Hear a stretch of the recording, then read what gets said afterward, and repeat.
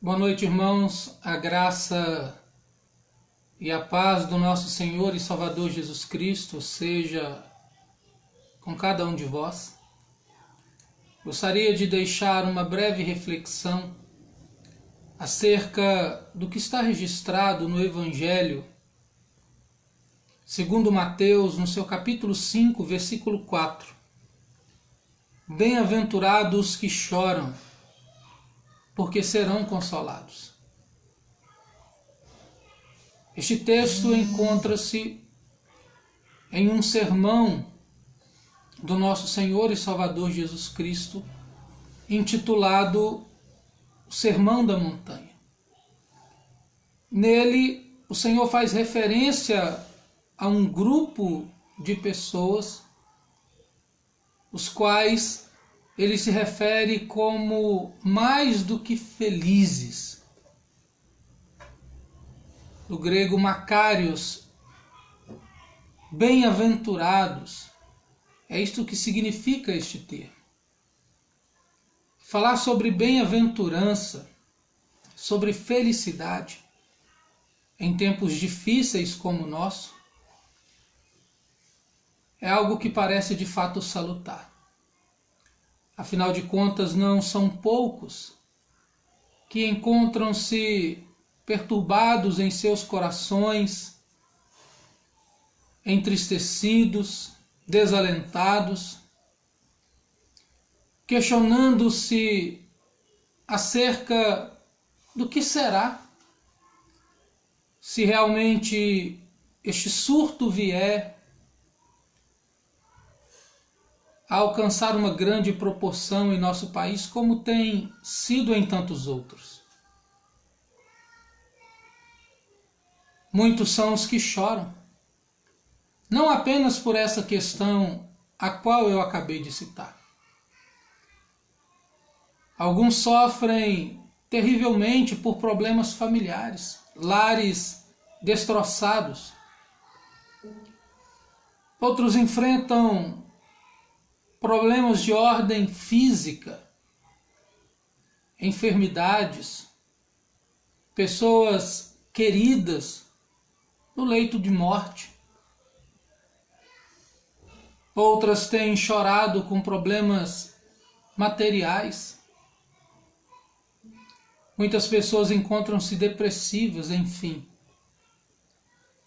Não são poucos aqueles que identificam-se existencialmente como o povo de Israel quando levados para o cativeiro babilônico não tinham forças senão para pendurar as suas harpas nos salgueiros que lá haviam e chorar. Falar sobre bem-aventurança para os que choram, de fato, parece-nos muito propício à luz do contexto que eu acabei de citar. Mas quando nós olhamos o texto em questão, à luz do seu contexto maior, nós aprendemos que o grupo de pessoas aos quais Cristo se refere, que são bem-aventurados, ou seja, mais do que felizes, são aqueles que haviam entendido a sua real condição enquanto pecadores diante de Deus. São pessoas que haviam entendido o quão santo Deus é e o quão pecadores eles eram. Jesus está falando sobre pessoas que estavam conscientes da miséria dos seus próprios corações e que por isso arrependidas agora estavam chorando, constrangidas,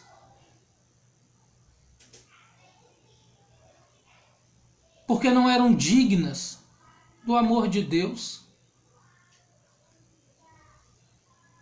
Então este paradoxo levantado por Cristo nos ensina que feliz não é aquele que está chorando porque tem problemas de ordem material. Feliz não é aquele que está chorando porque tem problemas familiares. Cristo não está dizendo que feliz é aquele que está chorando porque tem qualquer sorte de problemas deste mundo efêmero e passageiro.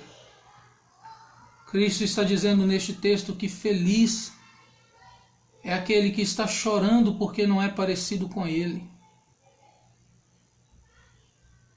que entendeu e que se constrangeu,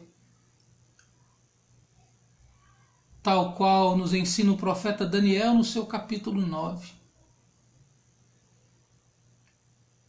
de que a nós pertence o corar de vergonha.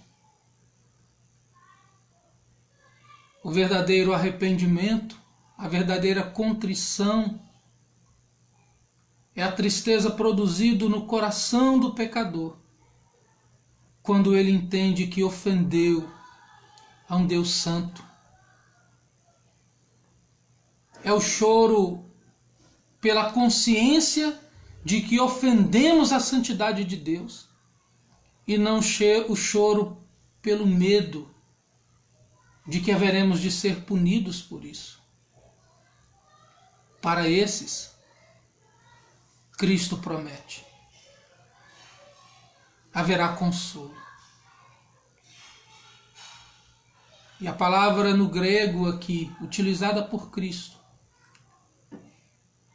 é muito próxima daquela que é usada pelo apóstolo João em sua primeira epístola, no capítulo 2, versículo 1: Filhinhos meus, estas coisas vos escrevo para que não pequeis. Se todavia alguém pecar, verso 2, temos advogado junto ao Pai.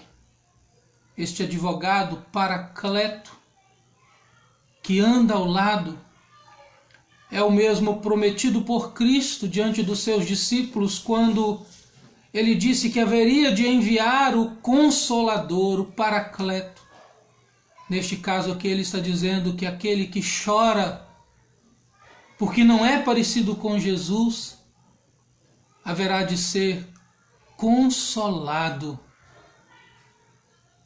porque a boa obra que Deus já começou em seu coração pelo Espírito haverá de ser completada, e este pecado que o assedia e que ainda o angustia, um dia não estará presente na sua vida.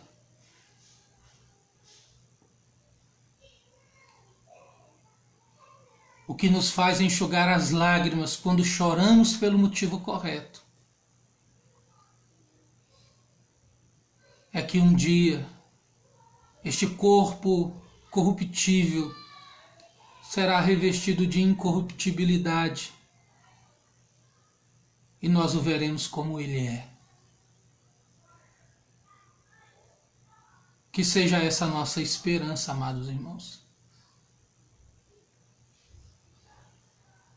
Que venhamos temer não esta pandemia, não o choro que dura uma noite, mas logo se dissipa. Que possamos temer o fato de não sermos parecidos com Cristo. Que venhamos rasgar o nosso coração diante de Deus e não a nossa veste. Porque o sumo bem é conhecer e prosseguir em conhecer o Senhor. Concluindo então esta reflexão, juntamo-nos a Davi e reconhecemos que o verdadeiro bem-aventurado, a pessoa mais feliz, é a pessoa cujo pecado é perdoado e cuja iniquidade é coberta. Isso só pode ser feito pela graça de Deus, à luz do sacrifício de Cristo em nosso favor. Que Deus abençoe-nos e nos traga à memória o que pode dar-nos esperança. Amém.